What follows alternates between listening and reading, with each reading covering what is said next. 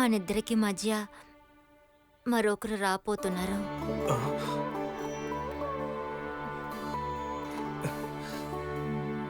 నిజంగానా?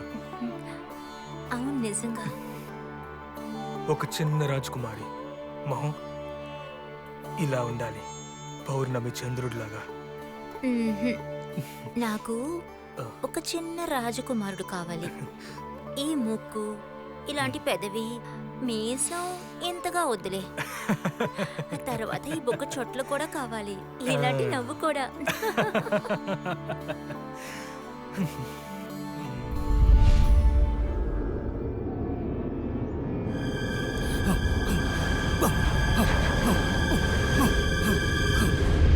చిన్నప్పటి నుంచి అతనికి మందు ఇచ్చి కాపాడుతూ వచ్చాం. ఆ తర్వాత ఇప్పుడే మంత్రతంత్రాలు నేర్చుకోవడానికి వెళ్ళినవాడు అదరం అని నేర్చుకున్నాడు. తిట్టాం, మా మాట వినలేదు. ఒకవేళ ఈ జబ్బుకి అదొక కారణం అయి ఉంటుందా? ఇకపై తను మంత్రాలు తంత్రాలు నేర్పించకూడదు. ఒక మంచి అమ్మాయిని చూసి వివాహం చేయడం మంచిది. అవును, నేను అదే అనుకున్నా.